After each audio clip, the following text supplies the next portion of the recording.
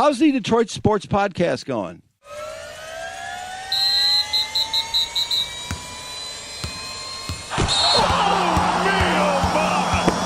This is the Detroit Sports Podcast Network. Hey everybody, this is Freddie Cohen of ESPN Radio. When I'm not talking about breaking news or breaking news on ESPN Radio, I'm always a fan and listen to the Detroit Sports Podcast, and so should you.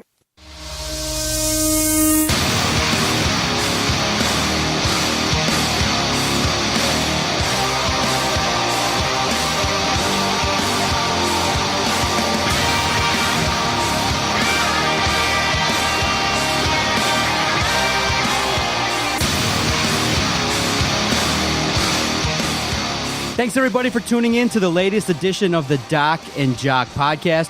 Thank you so much for finding us. I am the Doc, John Macaroon. Joining me, my cousin, Adam, the Jock Strozinski. What's up, cuz? What's happening? Man, we are at that time of the year where you just got to find stuff to talk about in sports. It's so weird. If you've ever done a sports podcast or you do a sports show, this is like the most difficult time because all you have is baseball. Thankfully, here in Detroit, everything's a complete and utter disaster. We got the Pistons to talk about. We got the Red Wings to talk about. There's so much for us to talk about here, but I feel bad for every other major city who has a sports team. See, I thought that too, when I got super excited when Dwane Casey was hired. I'm like, okay, what are we going to talk about? But in the context of sports, I'm kind of realizing when you love sports and you look at sports in a way of trying to talk about it in an entertaining, fun way, dude, I had a lot to talk about. Had the Pistons not hired Dwane Casey in terms of meeting Avila at Comerica Park, in terms of just watching an individual game and kind of the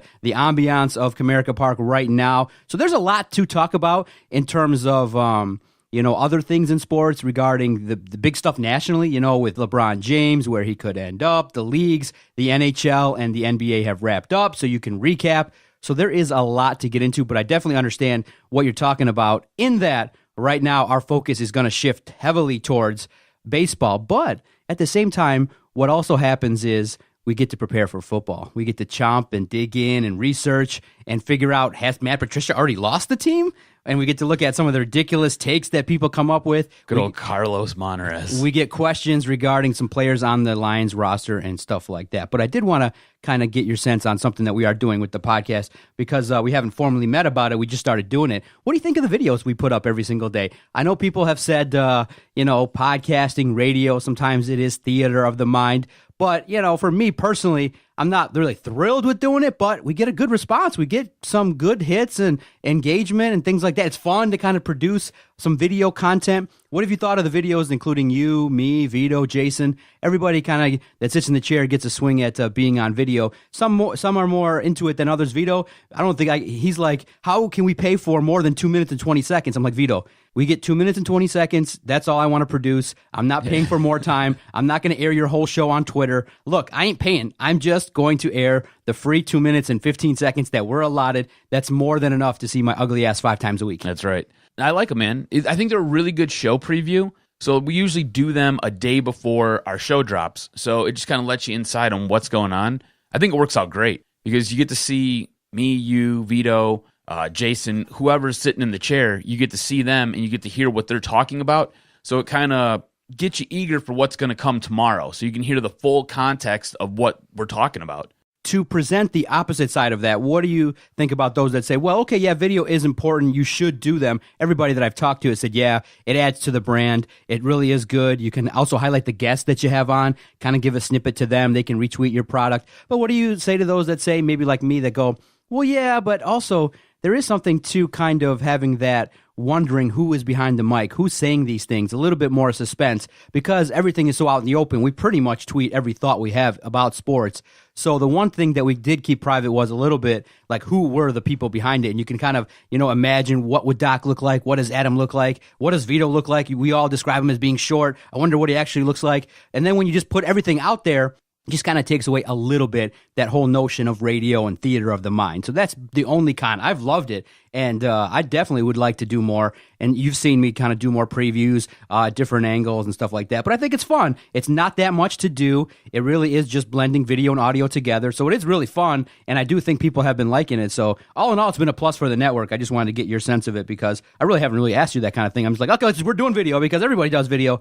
And I see the likes of Colin Cowherd and others, and they're doing he did an interview with LeVar Ball. And he had 8 3-minute clips of basically the whole interview, and everything was basically clipped out there. And I'm like, wow, that's the age we're living in digital media. So we got to do it. So DSP will be at the forefront. And basically, what I like is we're kind of at the forefront of new stuff. You don't see a lot of podcasts that maybe want to highlight where they're doing it from, or I don't know. They don't take a lot of pictures.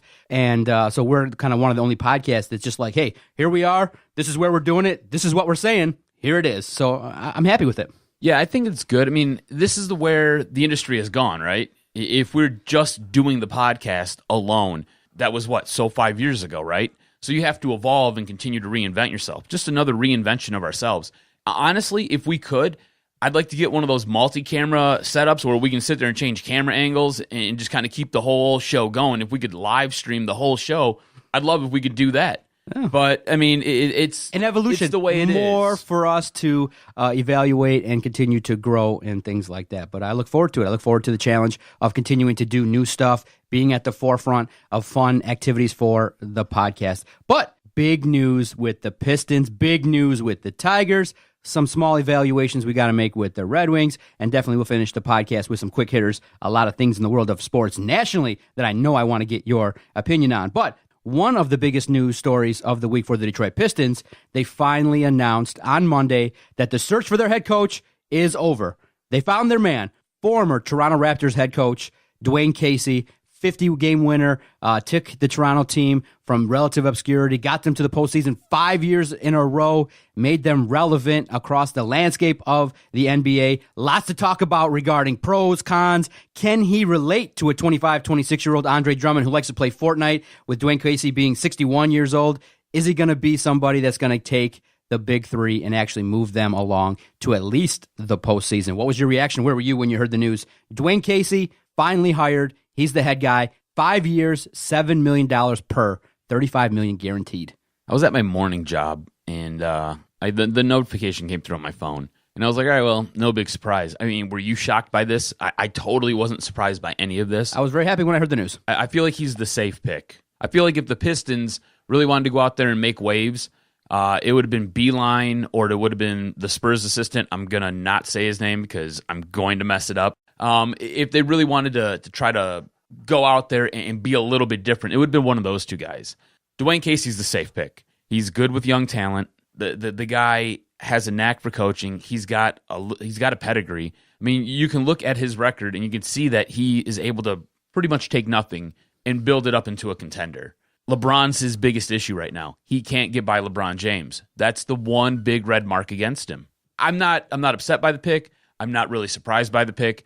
I don't necessarily think it was the best pick. I feel like there might have been the way this whole thing was done, I felt was really sloppy and poorly put together. But I feel like it's good. If you're a Detroit Piston fan, you should be happy with this pick. I would agree. I think that Dwane Casey has pedigree. He is the most qualified man for the job. It lends to a lot of questions regarding, I think when the presser happens, I think it's going to happen early next week, Monday, Tuesday, or Wednesday or so. I think many of the people that go there, hopefully me included if they invite me still, the tone of the questions are going to be, what took so long when people ask the organization, okay, he was fired basically early May. You didn't hire him until mid-June. What took so long to identify who you wanted, and what took so long to offer probably the best candidate for the job, the contract? And then you heard reports from David Aldridge, you heard reports over the weekend from those in the know that said, well, just as early as Saturday, he maybe wasn't even really into the job, that, the Pistons had to kind of sweeten the deal. They maybe had to make assurances for him that he was able to do certain things like select your own assistants, which is kind of weird. Oh. That should be a given. Yeah. And so you hear this kind of news, and I do believe the question is going to be asked, did you really want the job? Are you really just here kind of for the safety net check? $35 million is a lot of money. Are you really serious about taking this Piston team to the next level, because it's going to take an overwhelming amount of work? and people are going to ask upper management, what is going on? Because now you have a coach in place. How are you legitimately going to have a general manager? Because you basically made that position irrelevant. He's not going to fire Dwane Casey 1 year into the job. So you basically have a management system that people want to know about. And I think the other big question that people want to know is, what is actually the title for Ed Stefanski? What is his role? What specifically is the plan for this Piston team? So there's a lot of questions regarding the process in which this mix got here. And a lot of people have questions. And I think that you can legitimately criticize the Pistons. It's a fair question to ask Dwane Casey, do you really want to coach the Pistons? Don't you think, though, the way this has all been put together and the way this entire thing has been ran, that Ed Stefanski is the general manager and is the president?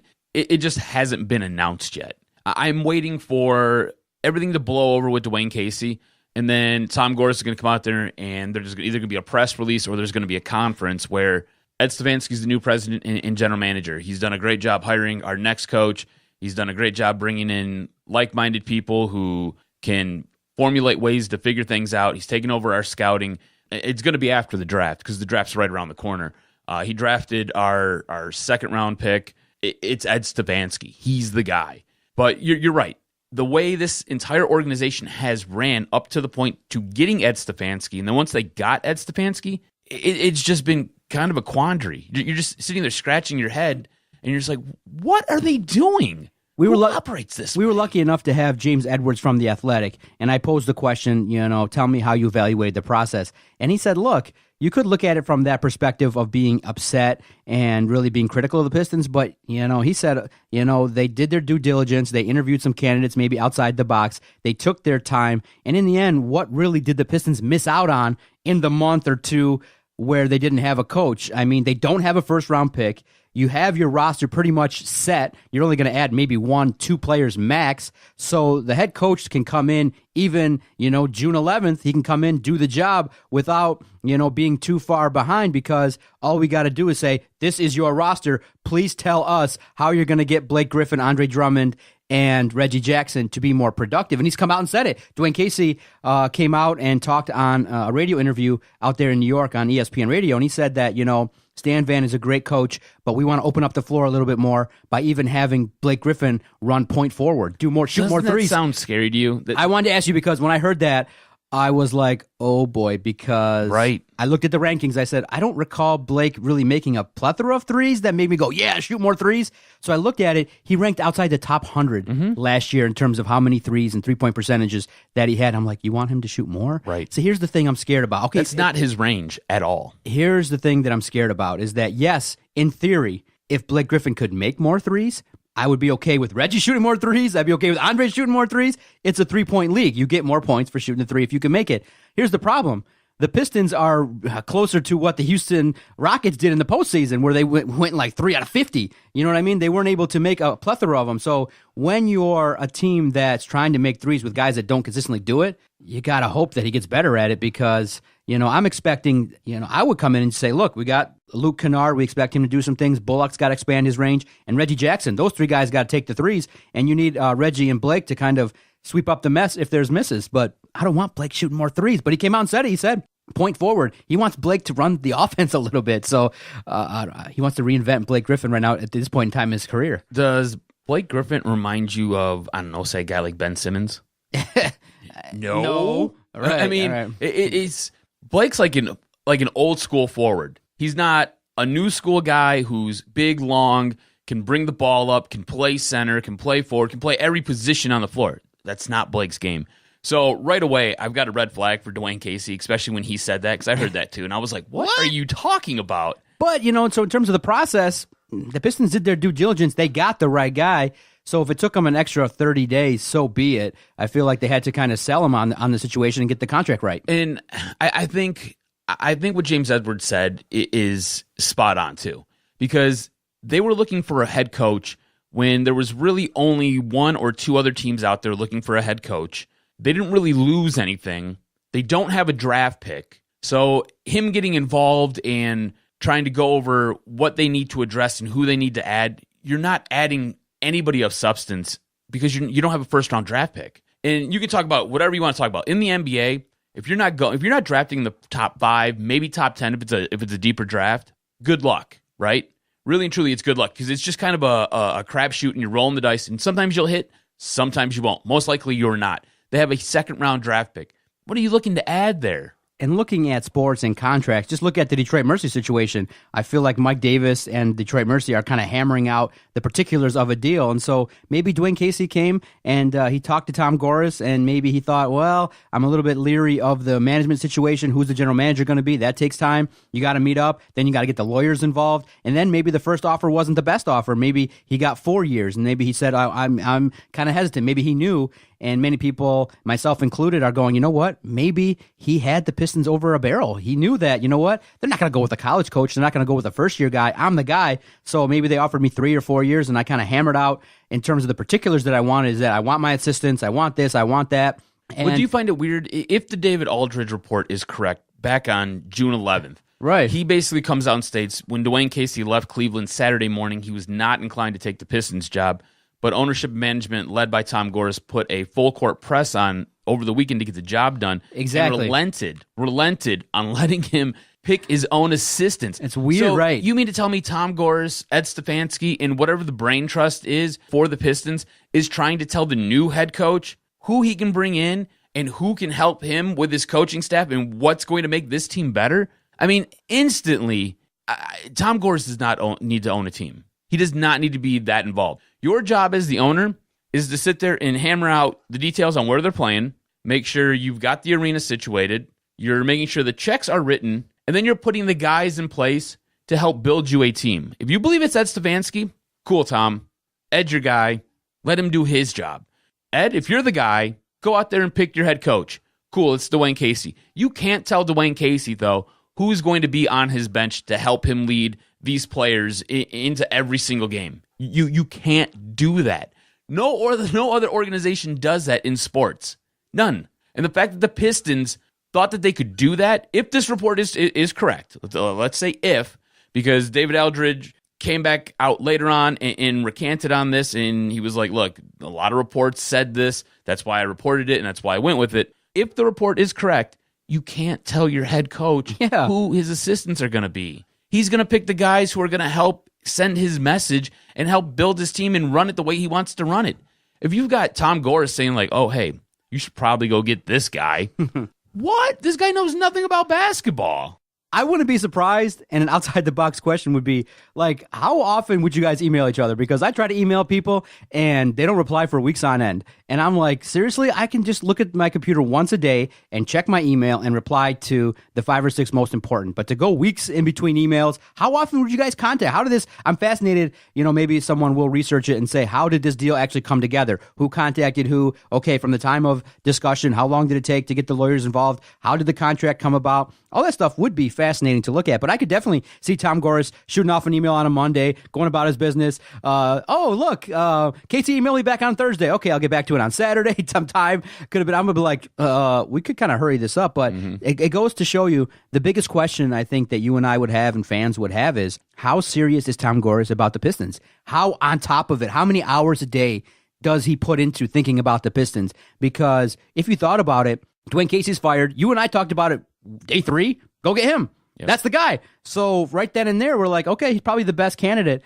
But we've talked now about some of his positives in terms of the fact that he can do some things. He can get more out of players. He brought along some guards. He also made Toronto a defensive powerhouse. They were a team in the postseason that were able to do some things. But the other side of the coin is, the big question mark is, he got worked by LeBron. He got outcoached by Ty Lue significantly, and it was by and large very noticeable by everybody involved. And it was like, whoa, you got swept, which means you didn't make adjustments. Your team that was seeded number 1 in the East didn't come and didn't deliver in terms of making that next step. It would lead us to kind of ask, what would be the ceiling for Dwane Casey? Can he do things? Is it realistic to talk about the Pistons maybe getting to the Eastern Conference Finals with this guy? I would say my baseline thought about the level of success the Pistons could have, just get to the postseason 4 out of 5 years. Just get to the playoffs. Start there, and while you are reworking that front office, while you destroy that whole roster. And Dwane Casey might be lucky enough he might be part of developing young cats year 3, 4, and 5. Yeah, I don't know how far they're going to get, say, by year 5, but I think next year, realistically, looking at this roster, looking at Dwane Casey as the head coach, based off some of the things he has discussed in different interviews, I think the expectation should be to make the playoffs. I can see this team. I don't necessarily see this team being Eastern Conference champions. I don't necessarily see them getting by if LeBron stays in the East. I don't see them beating Boston. I just don't think that's going to happen. But them making the playoffs and being, I would say, better than a 6 seed, I think that's realistic. That's possible. As far as what they do come 3, 4, 5, you've already said it. They've got to dismantle this roster. They've got to get draft picks in here. They've got to be able to move some money around. They've got to be able to bring different free agents in. So the way the roster is constructed here on day one of Dwane Casey's tenure as head coach will be totally different come year 3, 4, or 5. And I'd like to see what he's going to be able to do with the players that they're able to get and what they're able to do with those guys, developing them, making them more mature. The one thing I can say about Dwane Casey that he has in his favor, he has coached young star players. I won't say superstar, but young star players that the players recognize as stars. DeMar DeRozan and Kyle Lowry, those are two guys that around the league are recognized as star players.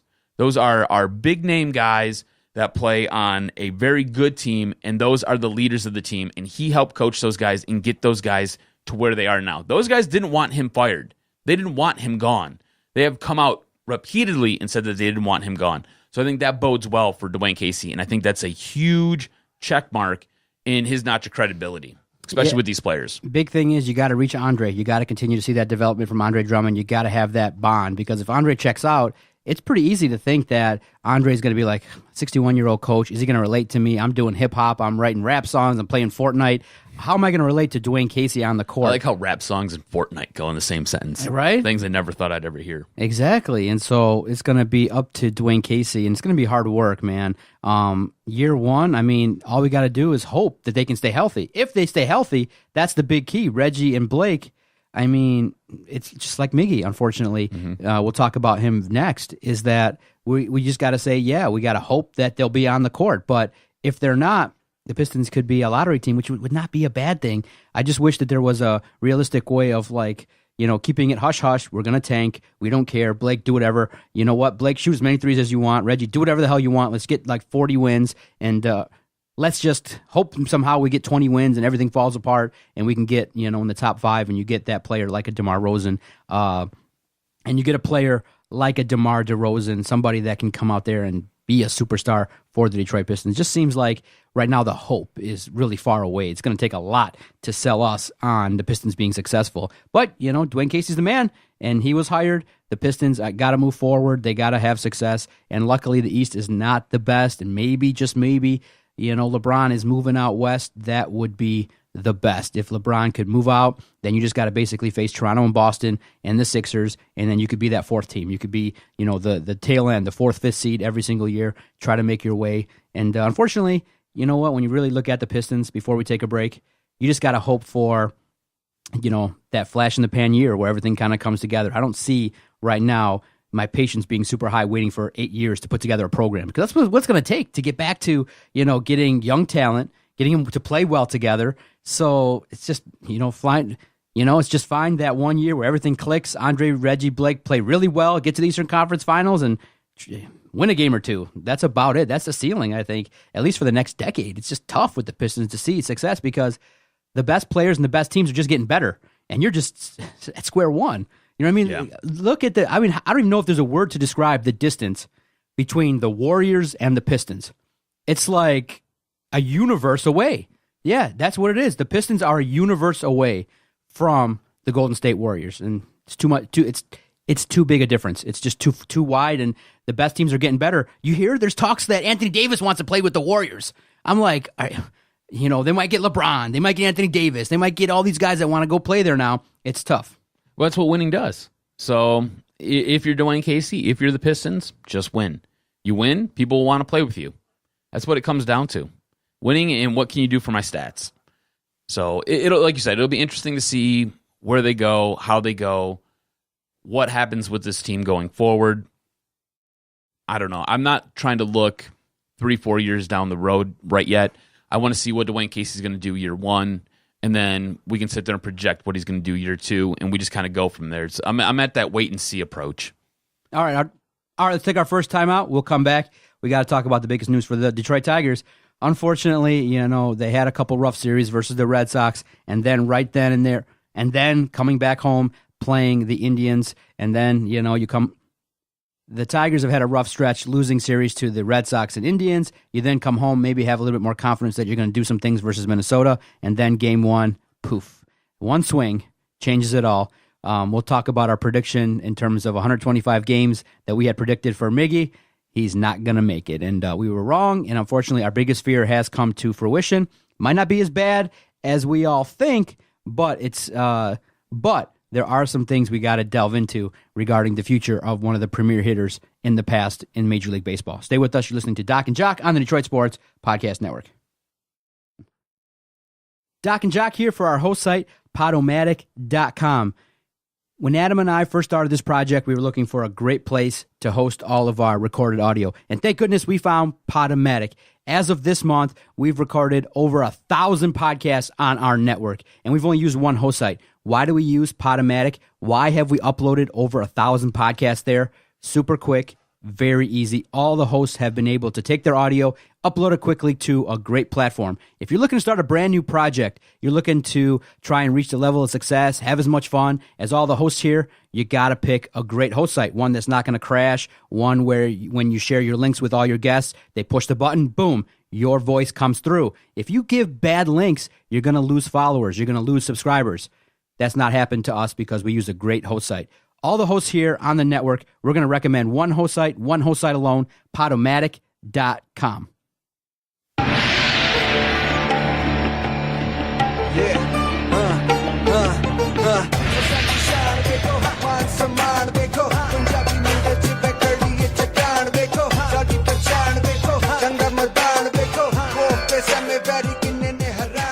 So, cuz, I don't know if you got a chance to check out me, Vito, and Blair on that cable access show.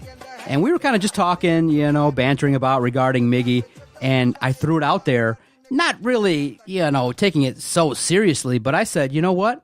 When Miggy was injured, prior to him coming back, I said, well, based on how the Tigers are playing, I don't really miss him. And he comes back. Didn't really do a whole heck of a lot when he came back, just kind of seeing him there and, passively watching the Tigers.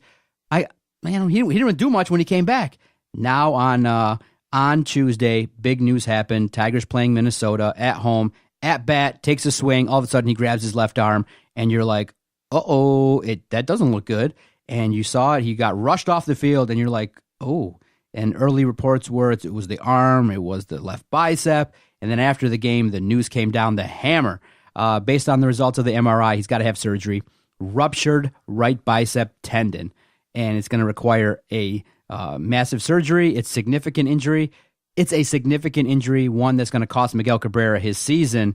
And I said, oh, it's severe because of the contract. But looking back at what I had said, if the Tigers can get back to being gritty, and you say, okay, the next man up's got to step up. If Hicks can take that next step, if maybe now you go, okay, we can pull the plug on the experiment of Nick Castellanos in the outfield, put him at first base, and you have Vimar DHing or John Hicks DHing, you go, well, is life going to be bad without Miguel Cabrera?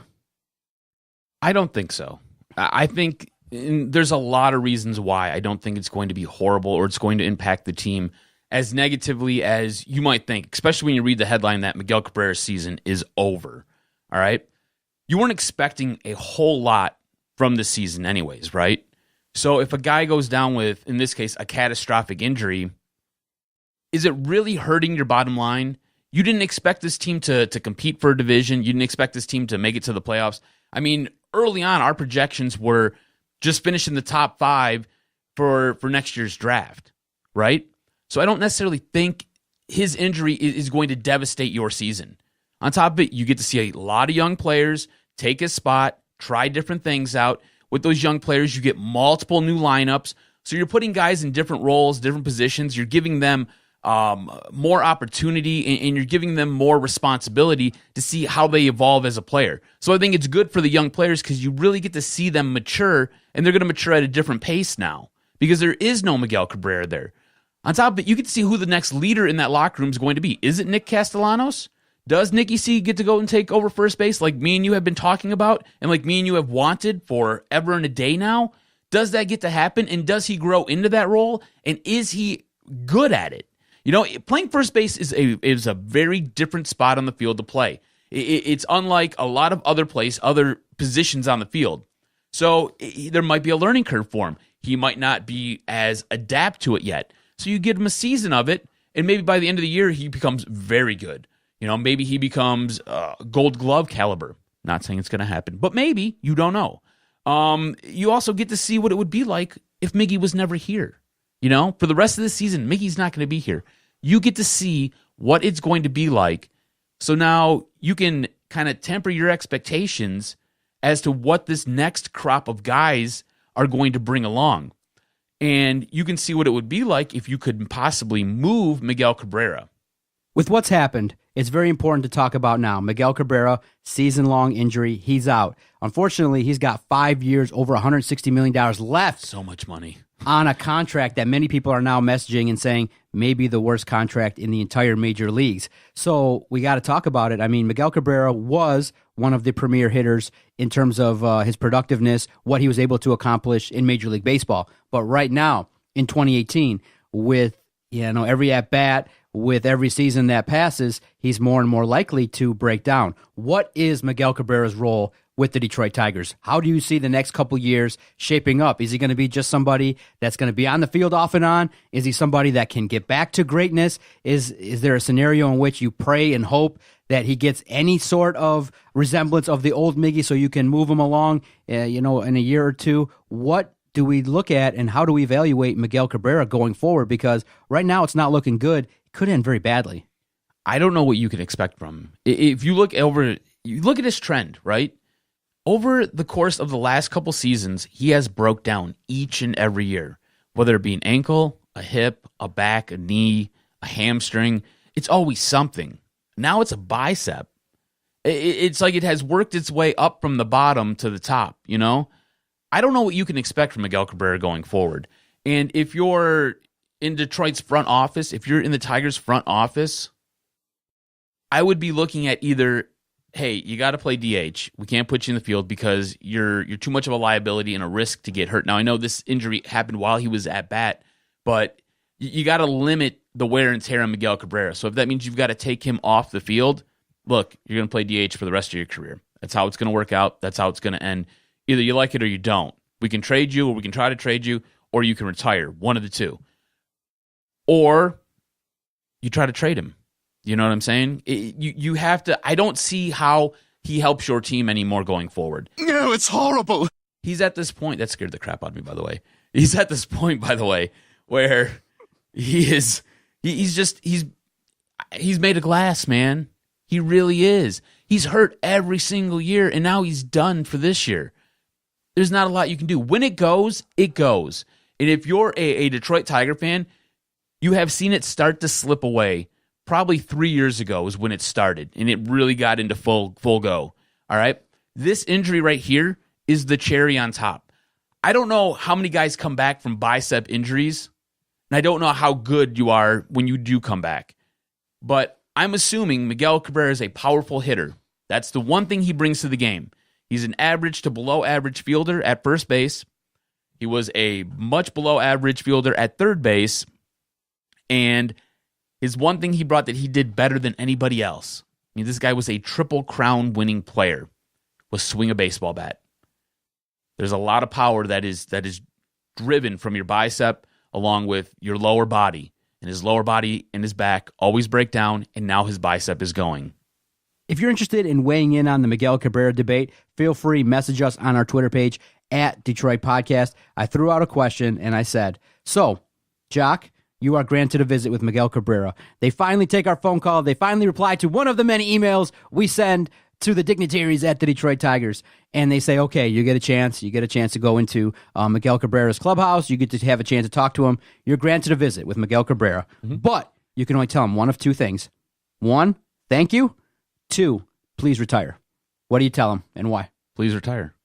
Please retire. Why are you going to continue to put yourself through this? You've made more than enough money. You and your family are so happy. You and your multiple families are so happy. Why are you going to continue to do this? Go buy all the scotch you want, sit around the pool, get hammered, and just enjoy the rest of your life.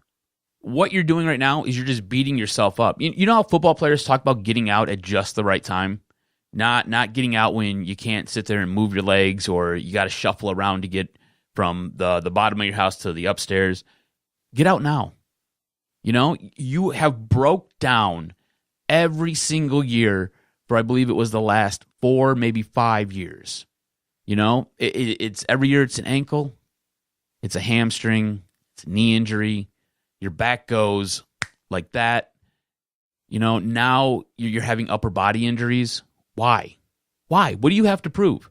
You've been the best hitter in all of baseball for years. So why are you going to continue to try to prolong this and continue the good fight? Don't, man. Just ride off into the sunset.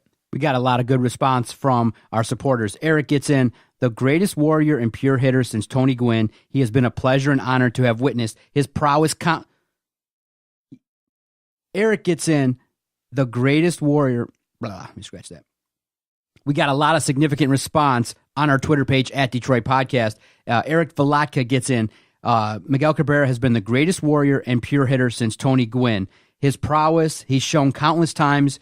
With my own eyes, I've seen it. With my own eyes, I've made him see it. The hell did I write? Let me give it a shot. No, I got it here. Eric Valatka gets in. The greatest warrior and pure hitter since Tony Gwynn. A pleasure and honor to have witnessed his prowess countless times with my own eyes. Made it look easy. Cabrera's legacy will live on. Check his stats. The man is the greatest of all time. A lot of people said thank you. A lot of people were hesitant to write retire, and they felt that it was rude. It would be disrespectful to say that. Alfred gets in, though, and says, thank you. It's easy to tell him retire now, but we can't forget what he has produced in previous years. I know we didn't get a championship, but we did witness one of the best hitters of our generations. We Detroit fans tend to take players for granted. One more here. Kyle, on the other side, gets in, says, telling him straight up to just retire already. And you said it yourself. You're on the side of look. He's done it all. What else is left? Unfortunately, that contract is left. That's what's the big thing is that's why he retires and it goes away.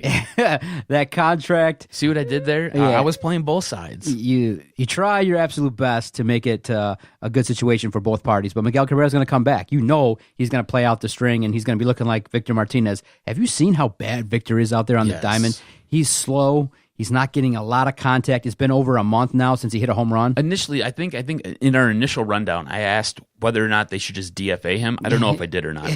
But at this point, I think they should just DFA him. I know they won't. 18 million. He's going to play out the string. He's going to be here. Do you think that maybe Avila goes to him and just is like, Victor, look. No, they can't. You got it's time for you to give it up. No, nope. They're going to let him take every single penny. They're not going to pay a man to walk away, especially $18 million. Unfortunately, he gets to go out there and bat and struggle. But if he walks away, again, if he retires. He's not doing that. I know they're not going to make it bad for him. They don't want to be seen. It's one of those PR things where he'll go then and tell everybody of his crew. He'll tell everybody in the Dominican Republic. He'll tell everybody in Venezuela. He'll tell everybody across the world that the Tigers screwed him, and it won't be a good thing. So they'll just let him ride it out, pay the man his money. Thank you for what you did. You owned it. Many people knew that year 4 and 5 were going to be terrible. Many people knew the later years were going to be terrible. They just got to ride it out, and that's what's going to happen. And I think that's probably why they were gun-shy with Max Scherzer. Unfortunately, with him, you kept Miguel Cabrera, you kept Victor Martinez, and Max Scherzer and Justin Verlander are getting better in their 30s, which is crazy. And J.D. Martinez is the best player in baseball, which we could have opened the debate. Maybe we will in the summer when it's a little slow. I know I was, stamping and being all proud saying, you know what, the window's closed, change. You know what? If they just wrote it out, maybe 2-3 more years, but the money was the problem. But if they wrote it out, Max Scherzer, Justin Verlander, J.D. Martinez, the way he was performing, you might have had a chance to extend that window a little bit. I don't know, man. Maybe open a little bit. You couldn't afford to keep those guys. But could you imagine this, all right? Look how they're performing. It's crazy. Imagine this. Imagine if you cut ties with Victor, all right? You kept J.D., So JD's your right fielder. Yeah. All right. Nikki C is now your first baseman, and Miguel is your DH. We can't do this. I'm getting pissed. Oh, my God. The bats. Exactly. The bats. I mean, I know Miguel Cabrera is almost dead now, but whatever. When do you think Miguel Cabrera retires? And do you think he retires, or does he play out the stretch of his contract? He plays the whole thing. You think he plays the whole thing? He's going to go to what, like 41 then? Yep, he's going to play it out. Holy cow, there's no way in hell. There's no way in hell. Well, he's going to die at the plate. All right, let's or his transition. arm's going to fall off. One of the two. Let's transition to talk about the manager because you got to meet him. I got to meet. Tell me about that. That's Gardenhire. Oh, that was Gardenhire. Oh. Yeah, it's okay. We'll cut that part out. Blah, blah, blah. Now, let's transition to talk about the manager of the Tigers, Ron Gardenhire, because now when you get into this point in the season, 60, 70 games in, you can start looking at what he's done. He's getting credit for having the Tigers play competitively game in and game out, but now he's also getting some critiques in terms of how he's using that bullpen. He came out after the game on Tuesday, and people were critical because the Tigers had a 2-1 lead. I believe it was the 7th inning. Blaine Hardy was around 85 pitches, had just given up a hit, and he pulls him. Pulls out Blaine Hardy for Coleman. Coleman's okay, puts a guy on base, and then bases are loaded. He yanks Coleman, and does he go to Joe Jimenez? Does he go to the guy that batters are batting under 200 against so far? No. He goes to Warwick Saupold. When you look at him in high leverage situation, his numbers are terrible compared to Jimenez. And what does Saupold do? Grooves one and crushed. And the Twins take a lead, and the Tigers end up losing game 1 because of it. And so people are like, naturally, why don't you put Jimenez in? Put him in the 7th. He just comes out and again says, that's my 8th inning guy. How many innings you want me to use this guy? Well, if you need to get an out, just maybe, hopefully he goes 10 pitches and you get him out. I'm a little bit weary of being scared of using a pitcher, but I can understand his response. I respected his response and said, look, I take the blame. I made the decision. I'm going to protect this guy. And it did set off those that said, look, who cares? We want the Tigers to lose. That's what's needed to happen. But in that situation, it's hard because you play to win a game, and you were winning 2-1. So it's hard to just back away and say, you know what, let's just go out and throw a pitcher out there who gives up a grand slam and you lose. But it did diffuse my anger thinking, okay, you know what? With Miggy being gone and your reason for saying that you didn't use Jimenez is you want to protect him for the long-term safety of Jimenez, you know he's going to be the future closer. I give Gardenhire a pass. I respect the way he answers. He said, look, blame me. If you don't like it, too bad. This is what it is. Now, do I agree with it? No. I'm more inclined to say, hey, I want every game I go out there, I want to win. So I would have used Jimenez. I would have gone out there, 2-1 lead, bases loaded, see what happens, see if he can get a strikeout. Saupold was not the right pick. It should have been Jimenez. Or if you wanted to also be conservative and see what happens, let Blaine Hardy go to 100, 105 pitches. Leave him in there. So I do think that Gardenhire is being way too old school, way too stubborn with just saying Jimenez is my 8th inning guy, Green's my 9th inning guy, and I'm going to stick to it. I'm not going to mix and match. You could even put Shane Green in the 7th. Do something different. It's getting a little bit redundant and stale, and some results are going against you. So just be a little bit flexible. We get a lot of rigid-ass managers with the Tigers. Because they're old school, man. Yeah, rigid. Wow, too rigid. Do you think Shane Green should be removed from the 9th inning spot? No, I know in the short term it looked bad on Friday when he gave up the home run, but overall he's getting better. He's getting better. I think he's the guy. He's lost control of his slider, and that's killing him. Yes. And that's killing this team. I think you could replace it with a guy like Jimenez. Stop calling the slider. Put that 3 down, damn it. Put that 3 or 4 down, damn it. One. One left, one up, one down. No more slider. Just one. Just throw one pitch. Throw one pitch and throw a strike. Yes. I think Jimenez could. I think, honestly, he's your future closer, right? I mean, the Shane Green experience just isn't working out. This experiment has really hurt this team the last 2 weeks, 3 weeks. I think if you remove Shane, give him a little bit of a break, maybe put him in the 8th inning spot, maybe even in that 7th inning spot like you were talking about from the other night. Let Jimenez go out there, be your 9th inning guy, see what he's got. You know, there's nothing that says that you can't put Shane Green back into the 9th inning spot if Jimenez falters. I just think he needs a little bit of a reprieve because if you listen to him speak after games, dude, he's so in his own head right now. So in his own head. And you're right. Gardenhire, I think, needs to do something with this bullpen. You know, like you said, Sobel is not good in high leverage situations. You got guys who can maybe give you more than just 1 inning or more than just 1 out, you know? Don't be afraid to sit there and utilize guys 2-3 innings. Why not? You know, I mean, the arm's not going to fall off. Some of these guys go in there and they have a 45 pitch inning because it is so bad. Do you know what I'm saying? Mm-hmm. So why not put them out there? And if maybe they do better for the seventh and the eighth inning. Who knows? Maybe you get a W. I don't know, man. I just feel like something needs to be done with that bullpen. I just feel like something needs to be done with that bullpen. All right. Now, prior to this season, you and I, Vito, have given Avila a little bit of grief. Well, now we can't anymore. Now we're going to switch to being positive all the time. One, I met the man. All the time. Yeah, how did it go? You got to meet him. Over the weekend, it was great. It was my nephew's 8th birthday. Mm-hmm. Dude, literally. It is. So popular. Yeah. You should use that as a bit. Use the ding and then use you're so popular. What was that? You got to meet your nephew's 8th birthday. Yep. Nephew's 8th birthday, having a good time, and nephew's 8th birthday, we're having a good time. Dude absolutely loves him some baseball. USPBL, Tigers, he's playing Little League. He has a stat board where he updates every single week with all major league leaders and RBIs, home runs. He's a sponge. He'll, sit down with his iPad. He's not playing games. He's not playing Fortnite. He's looking up Major League Baseball highlights. He's looking up things. So he's into it. He loves baseball, left-handed bat, and he's really good. And so that day he won a championship. He won a tournament for the first time, got a little trophy, and we got a chance to go to the Tigers game as a family. And it was nice. It was a privilege to sit in a suite for the first time. A family friend has a connection, and for a Zuzu's birthday, Zuzu's a great kid and fun to talk to, so we got the privilege of about 15 people going into a suite, having a good time. And so something new that, if you don't know, the parking structure right next to Comerica Park is the parking lot for the Tigers as well. And so season ticket holders, suite holders can park there as well. So we parked there. We got a parking pass. And you can either go into Comerica Park from the side, or they say just go to the parking lot, go up the elevator, and shoot through. You can get right to the suite where you're going to sit. So we get there. I'd seen him in passing going into the game, just kind of quick wave and things like that. Him and Al Kaline were going into a suite. They were 2 down from us. So that was that. I'm like, oh, maybe I should have said something. But it's weird. You're not going to just... He was going to work, and I knew that. So he's going into work. He looked serious. They were like, boom, going in to start the game. So afterwards, we hung out for about an hour after the game. And we're walking out. We were the last people to leave the suites, about an hour and 10 minutes. They were like, okay, can you guys kind of come on? All the kids went to the bathroom. My mom went to the bathroom. Everyone's kind of taking their last time in the suite, getting out. So we walk out, and we go back through the parking lot exit. And from here, maybe about 20 feet in front of me, I see Avila going through the front door with a young lady, maybe a daughter, a relative. And I go, you know what? It's my nephew's birthday. Was she hot? No. Younger. Oh, yeah, it's creep, okay. Creep. Yeah. No, it's okay.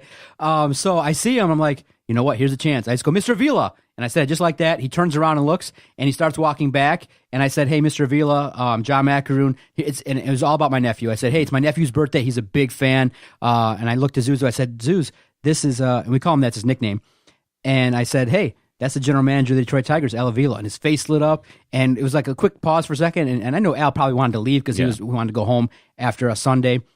And he said, hey, so do you guys want a picture? And he kneeled down, hugged my nephew, gave us a picture. And I said, Al, thank you, man. I greatly appreciate it. And we walked off. He was cordial, very nice. And it wasn't about me. Didn't bring up that I have a podcast. And so I'm learning, because my brother-in-law was there, that we're probably not going to get to the Tigers via the PR route, but we are going to go right to the source. I know people third hand that know Avila, meaning. So you have sources? I don't have sources. I have people who are significant contributors to the Tigers. Oh. So they pay a lot for suites. So I'm like, oh, because the owner of the suite is a Lebanese person. And I'm like, oh. And so Lebanese people know other Middle Eastern people. Right. And so the general manager. It's all connected. So the general manager of the Tigers is Middle Eastern in some degree. And you want to take care of your big customers. So I am 2 steps removed from knowing the general manager of the Tigers. And so eventually what's going to happen is... I need you to put a board up showing how you're related to Avila. I'm not related. Well, how you're connected. How you're connected to Avila. Exactly. We need yarn and we need push pins. I'm connected. Yes. I'm connected to Avila. And so... We'll do a video of this. Yeah, we'll say, here is how you... I want to keep it under wraps for a minute because I don't want him knowing... Oh, you just put it on the podcast. That's true. But when and where, it's fine. I am connected to the general manager of the Tigers. It's great. And so eventually I'll say, okay, you know what? Can you put in a good word? Hey, this guy does a podcast. It's really popular. He'd love, to just got to bide your time is what you're saying. Bide your time, ride out the wave a little bit. And I do think the political side, too, is that there are other entities that also pay the Tigers that might be like, we don't want another radio entity in our building. And then we might be like, well, it might be a problem. So he might actually come back and say that. But I'd love to hear officially that, we got a broadcast agreement from a big partner that pays us a bunch of money, and you ain't going to pay that. So hell to the no. But I'm like, look, what do you want me to call you? God bless you boys, and then I'll be in there? Right. We'll do that. We'll do that for a week. God bless you boys, or super God bless you boys, whatever you need. We just want to, a little bit more access to the Detroit Tigers. But it was nice. It was nice to meet the general manager of the Tigers. It was cool. And then to bring it full circle, Fangraphs has the Tigers being among the top 5. Fangraphs has the Tigers prospects ranked above average in their list of prospects. More and more as the drafts happen, as the prospects come through. Jimmer Candelario last week had a walk-off. Some of the pitching prospects are doing some great things in the minors. Avila might be getting some credit, at least, for the job he's been doing. Yeah, for sure. So the way Fangraphs puts this together, they base everything off of this FV tier. And currently, there are only 5 players listed higher than a 60 FV, which is equivalent to an all-around plus player. You have Vladimir Guerrero Jr., and you have Ronald Acuna. They're still ranked outrageous, right? There are 270 FV prospects on Fangraphs. Basically, the way the Tigers are, and why we're talking about this, is the Tigers are ranked with these above average tier of 55 FV. And this is important because what this is telling you is that when Avila made this purge to bring guys back into into the minor league system, he did it with the right guys. As much as we crushed him about that JD Martinez trade, he went out there and he got the right guy, right? As much as none of us wanted him to trade Justin Verlander, he went out there and he got the right guys. As much as all of us were questioning whether or not Casey Mize is that guy, he went out there and he drafted the right guy. So he's doing things the right way. This is the one thing about Avila, is that he has an eye for talent, right? That was how he got into the game, and that's how he's made his name as a general manager, is having an eye for talent. So you've got Casey Mize, who's ranked as their number 31 player, Christian Stewart, who's struggling a little bit in the outfield, and that's why you haven't seen him brought up yet. So he's still kind of learning the ropes. They're not going to bring him up until probably September call-ups, or unless somebody goes down with a crazy, horrific injury, not named Miguel Cabrera. He still is a work in progress. But Christian Stewart's number 80, Franklin Perez is 115, Matt Manning's 119, and then Bo Burrows is 126. So a lot of pitchers, which is the way this team has basically been built since Dave Dombrowski took it over. One position player. It's going to be interesting to see how these guys mature and how they develop and what's going to happen, because right now you've got a little bit of a logjam with all these pitching prospects. So do they pair some of those guys off, go out there and get some position players? Do they let these guys just kind of continue to mature and then bring them up to the big leagues and see who pans out? That's a little bit of a risky roll of the dice there, because once you bring them up to the big leagues, you expose them to everybody else. So if they're not good like you think they're going to be, and they turn out to not be good, you can't move them. You just lost that asset. So it'll be interesting to see how Avila moves this thing forward, especially with players. Fangraphs is a big deal, especially with the way they rank players. They're usually pretty accurate. This is a good sign. It's a real good sign for the minor league system. All right, final timeout. We'll come back, hit the major news and notes in the world of sports, as well as talking about a returning player who played in the KHL, a name that Doc and Jock have talked about in the past, but somebody that maybe Ken Holland wants to target? Who? Stay with us. You'll find out next. Thank you for your continued support. We greatly appreciate it. Thank you so much for allowing us to keep the lights on, the studio mics hot here in our Sterling Heights studio. We greatly appreciate it. Thank you so much. The free and easy way to support us, continue to visit our website, DetroitSportsPodcast.com.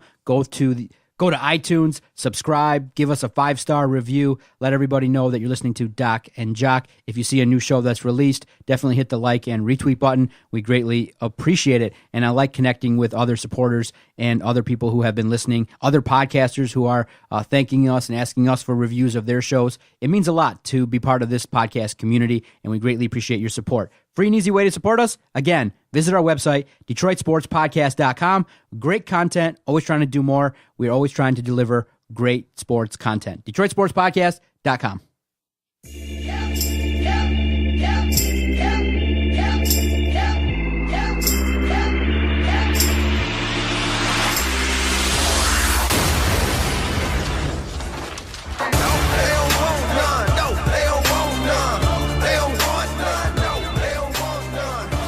You know what I don't want none of, cuz? What's that?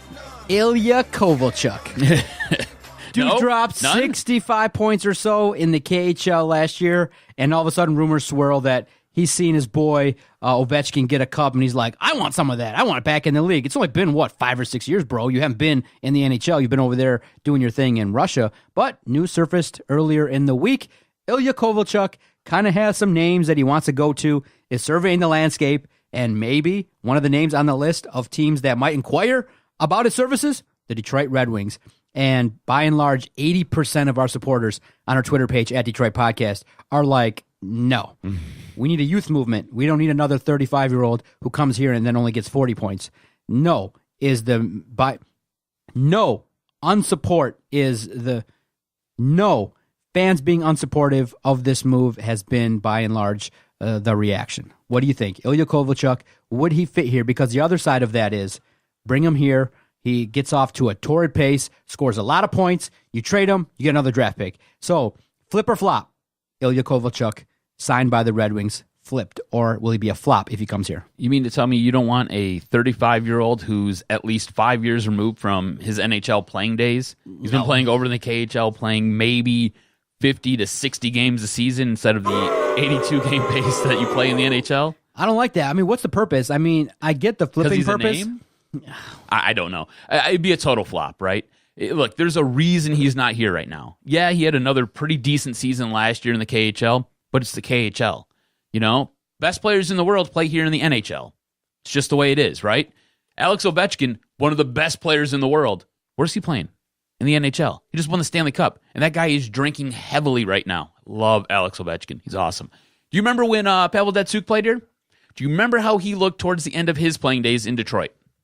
Before they traded him to Phoenix. I think his nickname was Miggy. Right. Do you know what I'm saying?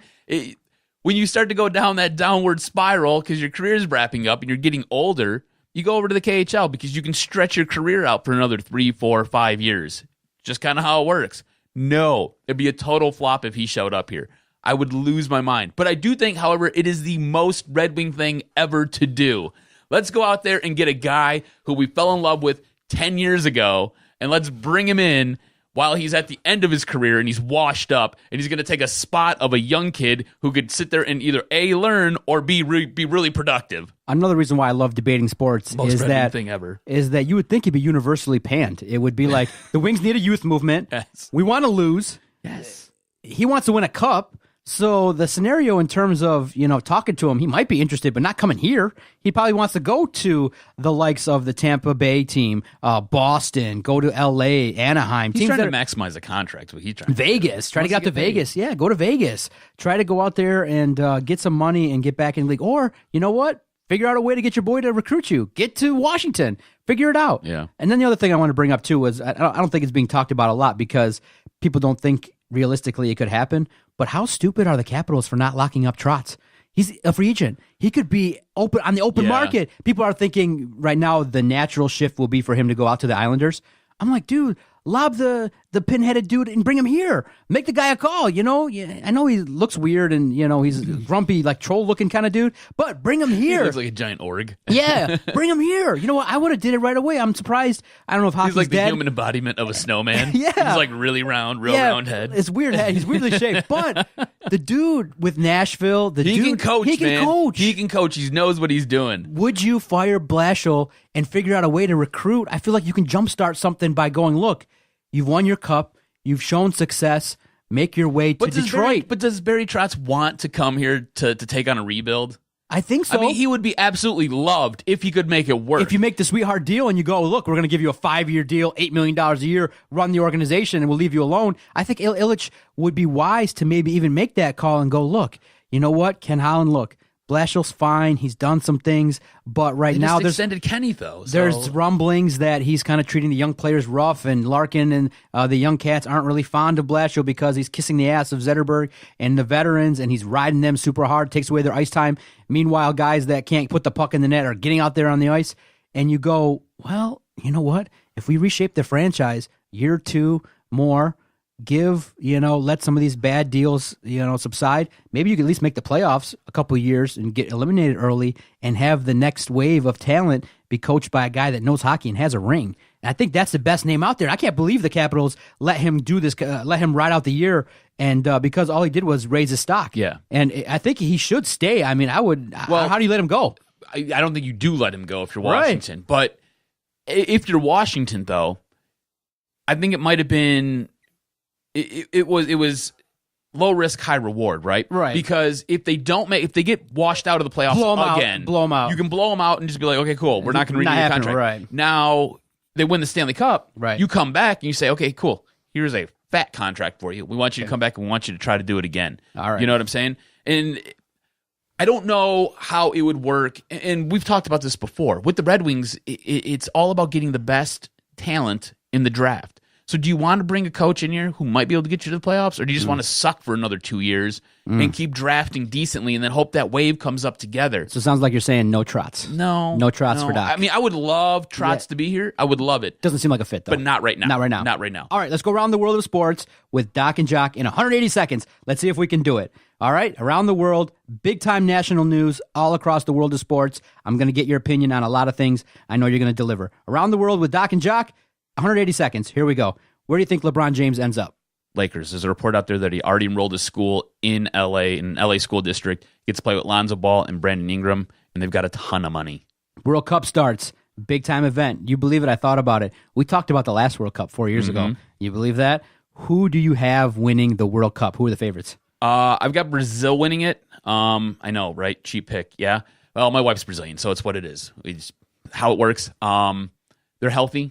They've got probably one of the best players in all of the world in Neymar, and it's Brazil, dude. They got firepower.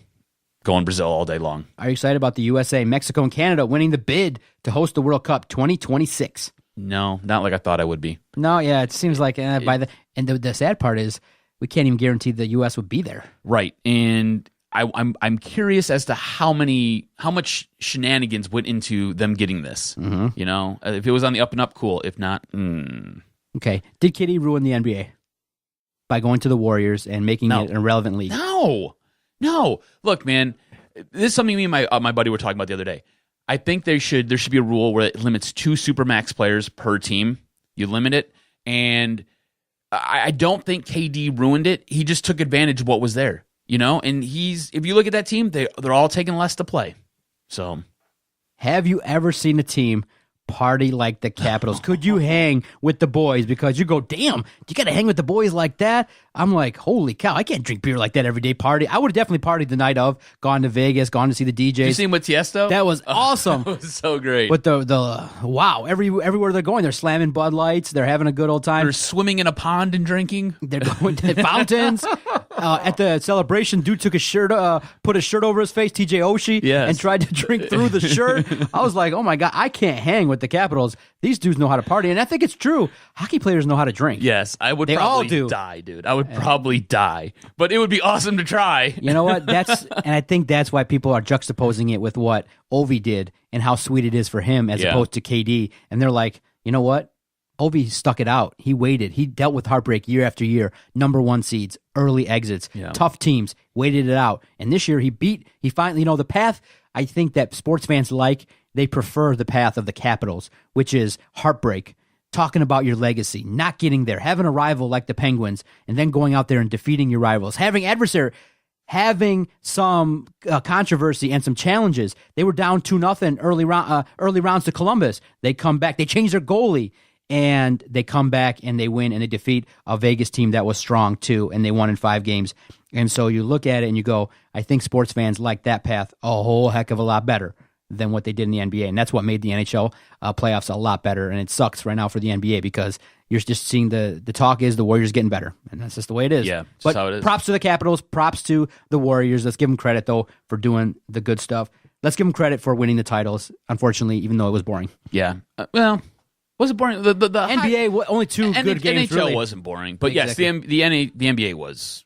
All right, It was like predetermined. Our time is up. We have recorded this fine podcast. Thanks so much, everybody, for listening. We greatly appreciate it. You can find us now on iTunes, Stitcher, Podomatic, anywhere else you can find podcasts, Spotify. And now if you go to our hosts, and now if you go to our homepage, DetroitSportsPodcast.com, we provide you 2 instant tabs, Podomatic and Stitcher. So you can click the easy play button and find us. If you're an Android lover, if you're an Apple person, then you can find us by just going to our website. It streams our shows 24/7, both times, both ways, Stitcher and Podomatic. So you can find our shows. No reason not to be part of this great community. DSP Nation strong, and I love it. Thank you, everybody. We'll see everybody next Thursday. No doubt about it.